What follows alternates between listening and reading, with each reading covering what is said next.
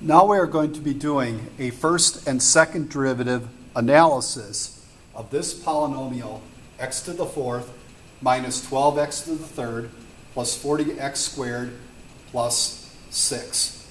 And again, you don't need to actually graph the function to be able to determine the various features of it. And what we're going to be looking for is values of x where the function has a local maximum and a local minimum, where it is increasing, where it is decreasing, where it has points of inflection, and intervals where the function is concave up and concave down. So first, the first derivative analysis. The first derivative is 4x to the third minus 36x squared plus 80x. And if we set that equal to 0 to find its critical values, we can factor it. And first of all, factor 4x, leaving x squared minus 9x plus 20 equal to 0, which then in turn factors into 4x times x minus 4, x minus 5 equal to 0.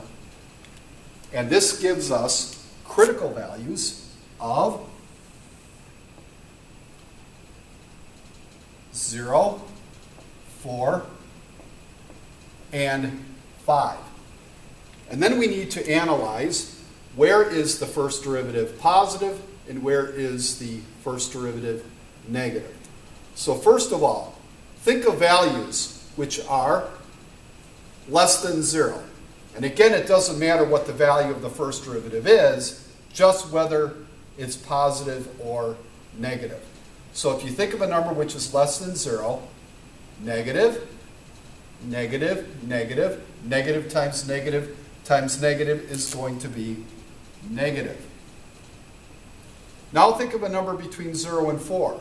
Any number, like for instance 2. And again, all you care about is the derivative positive or negative in that interval. So thinking of a number such as 2, we have positive times negative times negative. Positive times negative is positive.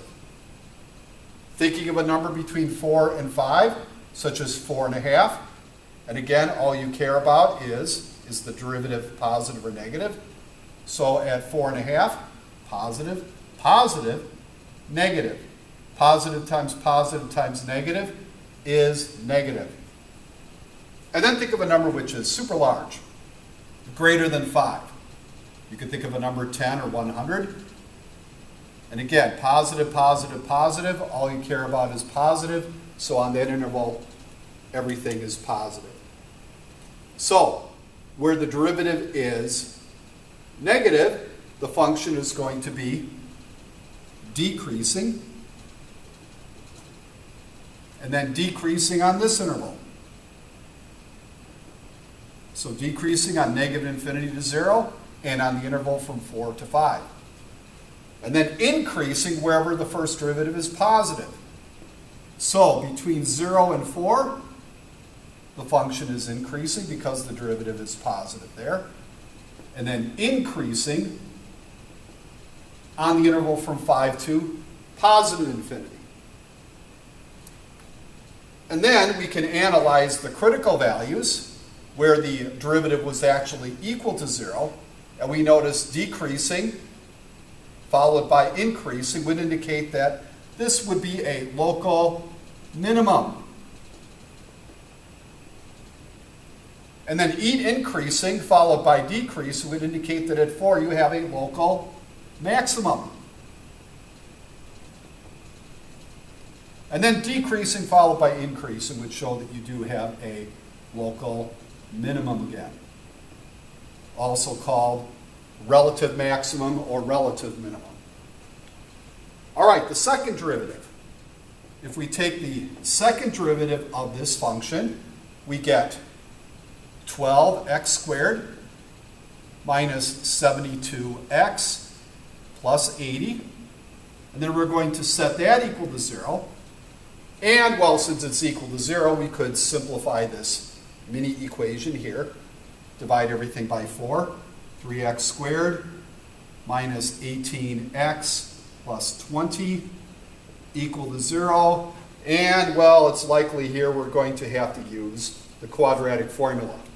It's not nicely factorable, so if we use the quadratic formula, x would be opposite of b plus minus b squared, 324. And then 20 times 3 would be 60 times 4 minus 240. And then 2a would be 6. So we end up getting critical values of, if we simplify this, we get critical values of 18 divided by 6 minus, and then this would all simplify to the square root of 21 over 3, and then we would have 3, and then plus square root of 21 over 3. And then we need to determine where the second derivative is positive and negative. So an obvious number would be 3, which would be clearly within that interval. And again, you don't care about what the value is, just is it positive or negative. So if we evaluate this at 3 times 9, that would be 27. 27 plus 20 would be 47 minus 54. So that would be negative. And then if we try numbers that are very large, like for instance either 100 here or negative 100 here, if you were to try numbers very large, you would get this positive, and also positive if you had a very large negative number. And then this would indicate that wherever the second derivative is positive, the function's curvature is going to be concave up.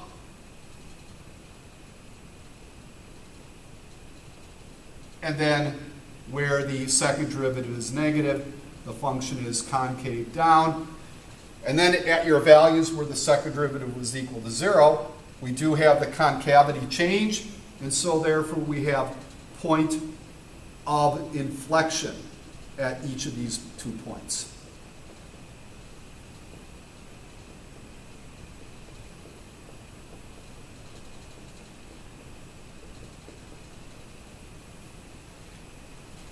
And once having done the analysis, then we want to have our final answers written in our proper interval form, which is here.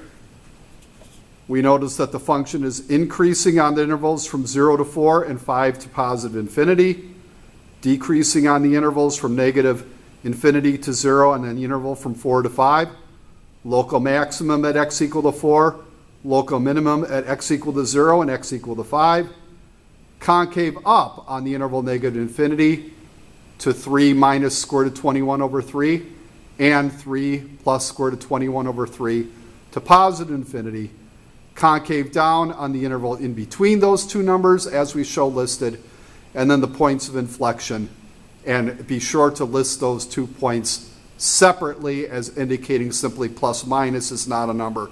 Please list those 2 numbers separately as your points of inflection.